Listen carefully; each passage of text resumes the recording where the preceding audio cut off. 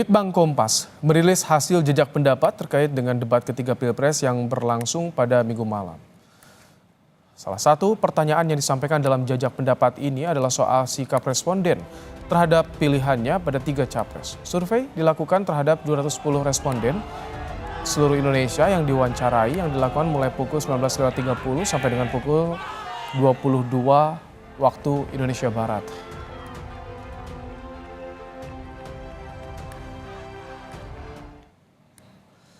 Salah satu pertanyaan yang ditanyakan kepada 210 responden adalah setelah melihat debat tetap atau berubahkah kandidat yang akan dipilih dalam pemilu 2024 nanti. Hasilnya 77,5% responden menjawab tetap seperti sebelum debat berlangsung, sementara 10,5% menjawab berubah pilihan dan 12% menjawab tidak tahu. Jejak pendapat menggunakan metode dengan tingkat kepercayaan 95% dan margin of error penelitian kurang lebih 6,76%.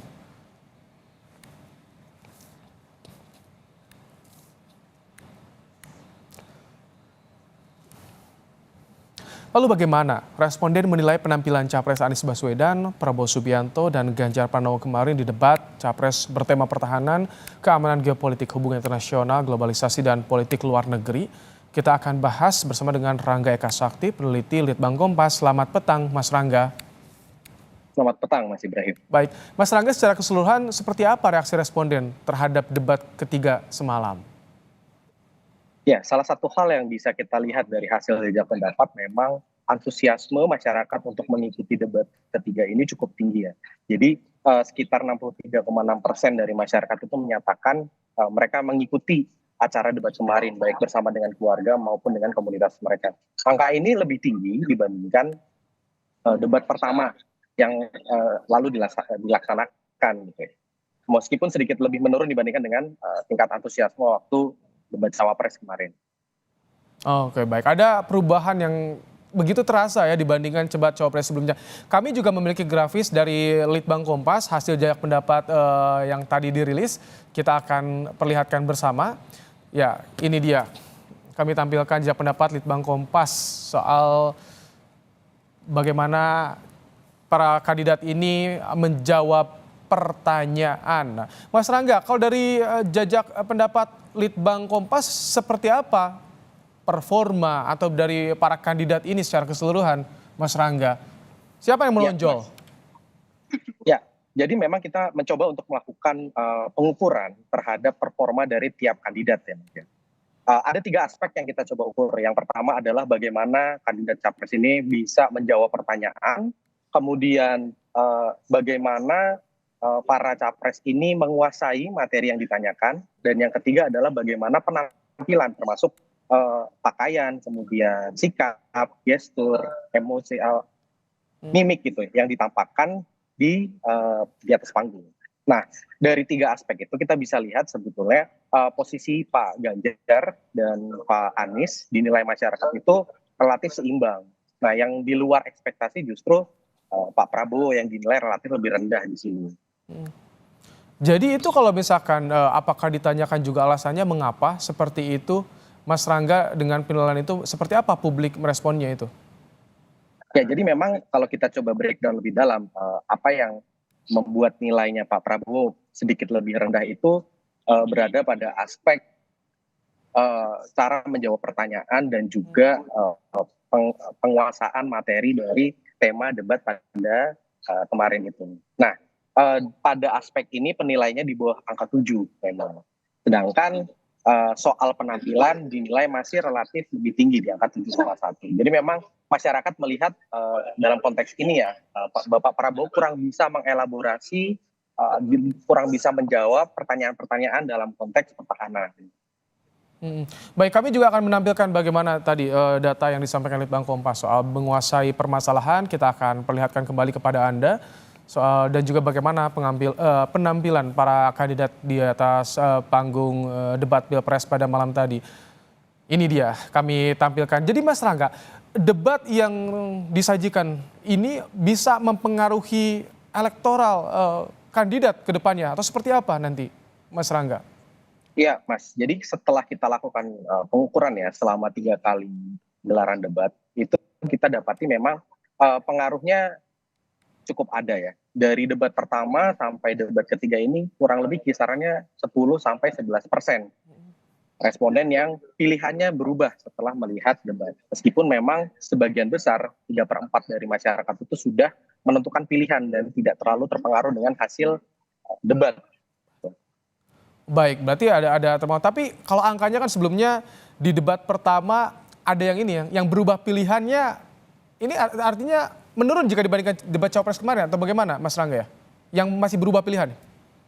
Ya kurang lebih sebenarnya sama sih Mas. Jadi kita bisa lihat bahwa hanya sekitar 10% lah yang terpengaruh oleh prosesi debat ini gitu. Sebagian besar ya kita bisa bilang 3/4 tadi itu sudah punya pilihan yang cukup mapan. Meskipun begitu kita bisa coba tarik lagi bahwa berdasarkan hasil Litbang Kompas ya survei pada Desember kemarin itu masih ada sekitar 20 sekian persen undecided voters. Nah, bisa jadi inilah yang kemudian dipengaruhi oleh proses debat-debat yang kemarin sudah terjadi dan nanti akan diselenggarakan gitu. Meskipun angkanya nampak kecil, tapi ketika kita coba bandingkan dengan undecided voters itu bisa jadi perubahannya signifikan juga.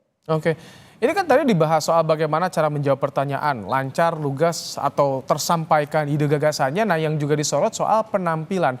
Kalau soal penampilan ini kami akan tampilkan ini dia hasil dari rilis jejak pendapat Litbang Kompas ini dia. Soal penampilan di atas panggung ini dia.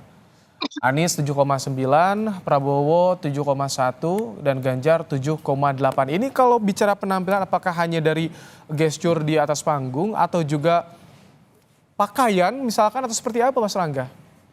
Ya memang secara menyeluruh Mas kita coba lihat. Jadi termasuk tadi ya pakaian yang digunakan, kemudian gestur ketika menjawab, gestur ketika berada di atas panggung, kemudian ekspresi, itu semua menjadi bagian dari penilaian yang dilakukan oleh masyarakat. Kalau rentan usia ini yang disurvei oleh Litbang Kompas pasca debat ini seperti apa? Apakah lintas elemen, lintas usia atau bagaimana Mas Rangga? Ya, terkait dengan demografi responden memang kita usahakan sesuai dengan demografi dari populasi Indonesia yang nanti memilih Mas. Jadi kurang lebih hampir. Balik, jadi populasinya beragam ya. Kami juga memiliki ini dia grafis soal performa capres di debat ketiga pada semalam. Ini dia bicara soal performa Anies Baswedan. Kita lihat yang puas 71,4%, tidak puas 26,3%. Kemudian kita tahu 2,3. Kemudian kita lihat Prabowo Subianto puas 48,9. Ini dia. Yang tidak puas 50,4 dan tidak tahu 0,7. Kita lihat juga Ganjar Pranowo puas 79,7, tidak puas 18,8, tidak tahu 1,5%. Mas Rangga, bicara soal kepuasan, ini apakah yang jadi indikatornya gagasan idenya bisa diterima oleh publik atau seperti apa dengan angka yang tadi muncul Mas Rangga? Ya, memang kita mencoba menanyakan pertama secara umum loh.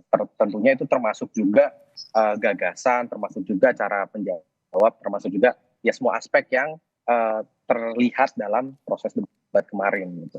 Di situ memang kita bisa lihat ya bahwa Pak Ganjar dan Pak Anies cukup tinggi ya di kisaran 70-an%. Nah, memang di sini mayoritas untuk Pak Prabowo itu masih perlu ditingkatkan ya karena yang menyatakan puas itu dari responden tidak sampai 50%. Ini jadi catatan lah kita bisa bilang. Tapi kalau dari responden yang diharapkan dengan adanya debat capres ini seperti apa sih? Mereka apakah memang tadi gagasan bisa didapat, ide bisa diterima atau seperti apa Mas Rangga? Ya, tentunya itu menjadi bagian yang penting ya.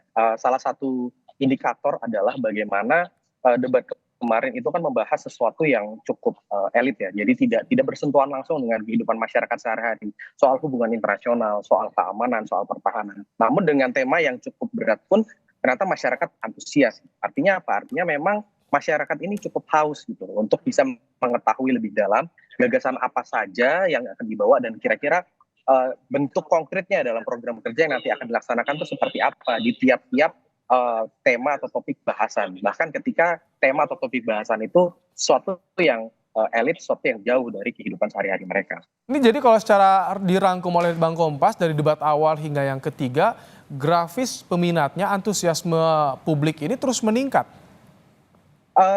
Kita coba tarik itu relatif meningkat ya. Jadi di awal itu di bawah 50%, artinya sebagian mayoritas publik itu justru belum nonton yang pertama. Yang kedua, antusiasmenya naik di kisaran 65%. Nah, yang kemarin ini sedikit turun di 63%. Tapi ketika kita coba tarik, memang trennya masih positif.